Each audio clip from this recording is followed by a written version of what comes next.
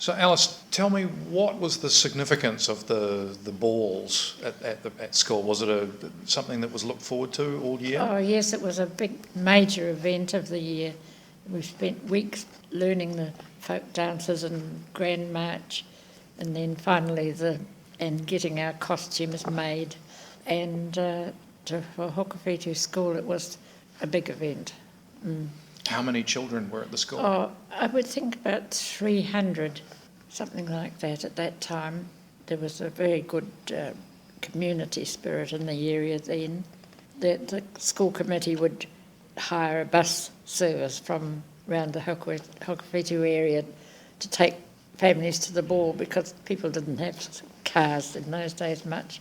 So it took a lot of organising, I can see looking back. Was the ball at the school? No, the ball was at the Empire Hall in Princess Street. It's no longer there. It was in Princess Street, next door to the hotel on the corner of Main Street. So it had quite an imposing frontage, but the hall was pulled down years later. So how long or how much preparation did your father put into the Britannia costume? It was quite a bit. I remember him making it because he was a working craftsman jeweller, and he beat the sheets of brass for the front and back armour. And I can remember him working on that, and then of course he had to keep on trying it on me to get it to the right size. So so I remember that, particularly that, and I remember him making the shield and painting it, and of course the trident. No, yes, it is a trident, isn't it? And the helmet. So there was a lot of work it went into it, really, when you come to think of it. My mother made the dress, and I think she plaited the red, white and blue wool on the helmet. So he had it all ready by the time the ball came along. How long did it take him? I would think it was probably 6 weeks or so on and off, because he had to earn a living as well. So it was a spare time job, but he was very accomplished with metal work. Was this quite different from what he'd worked before, being a jeweller? Oh, he did a lot of different things. I know he made a caliper for somebody who had a damaged leg, and he did a lot of work in metals. So he would do the fine jewellery, that was his specialty, but he also did a whole lot of other things with metals. Where did he get the materials? I don't know, he would have bought them from I think travellers came around, and so being a working jeweller, he would have just ordered it, the sheets of brass and all the glass baubles and things that are on it. Now, was it comfortable? To a certain extent.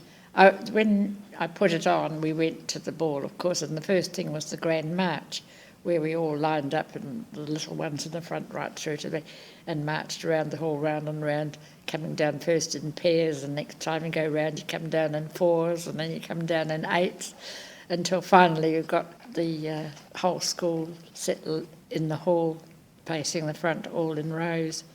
And for that was all right for that. But once I suppose there were a few speeches at that stage, and then that was dismissed, and I remember my father coming over and pulling out the pins on the shoulders of the armour, and it all came off quite easily because I couldn't dance in it. And then from then on it was folk dancing and strip the willow and all those old-fashioned dances. Oh, not so old-fashioned. We did them when I was that that age. Right? Yeah, so I think I have listed somewhere the dances I remember. That was always we had practised the dances so much, either out on the concrete rectangle outside the school, or if it was wetter, we practised them in the long school corridors with the music coming from a wind-up gramophone with a big horn on it. Yeah. So you needed help to get out of it? Oh yes, my father had to get it, but it wasn't difficult. And then I had a white frock underneath, and I could just be comfortable and dance to my heart's content. So did you have anything else to identify you as Britannia once you'd taken it off? Not really, no. It was all, the identification was all in the shield and the helmet and the armour. What was the reaction to the costume from... Well, I don't Well, I think some of the parents were quite intrigued with it and amazed at it, but we were just children. Everybody just enjoyed what they were wearing and dancing, and I don't remember any reaction that way. The Haukohe school ball was a bit different. They didn't have prizes for costumes. They felt that that rather spoiled the effect to pick out one or two better than others.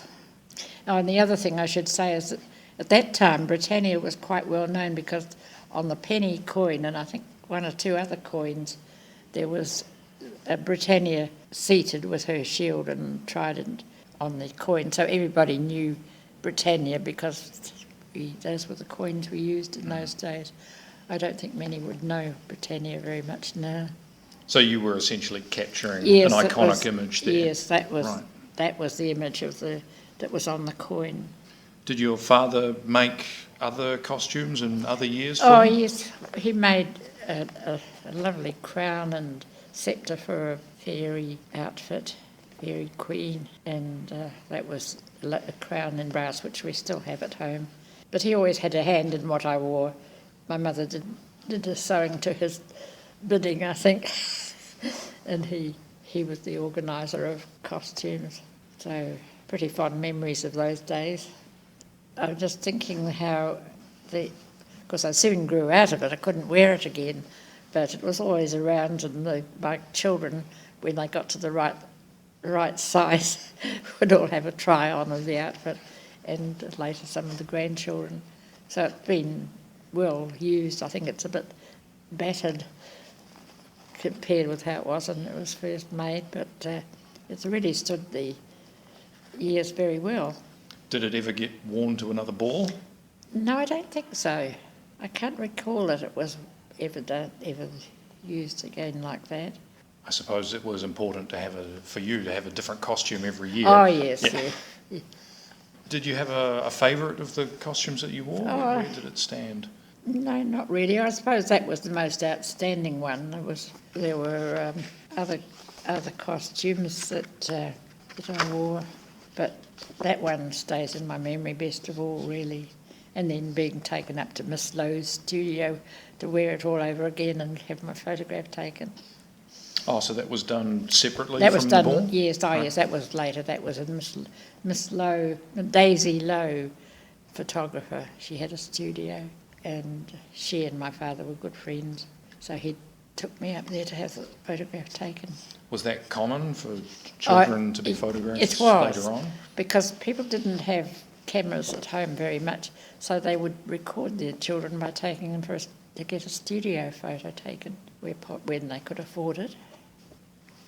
My father was in Samoa with the occupation force at World War One. He was there from 1917, and one of the few photos we have of that time is of a tableau of various countries that were at war with Germany, and in the central position there is a Britannia, but it's not made out of metal, it's made out of cardboard and things like that. But he must have had a hand in that, because he's in the photo as a soldier kneeling and holding up his gun or something, and that may have been the germ of the idea of the Britannia costume. We had to wait another 20 years to Yes. execute it. Yeah.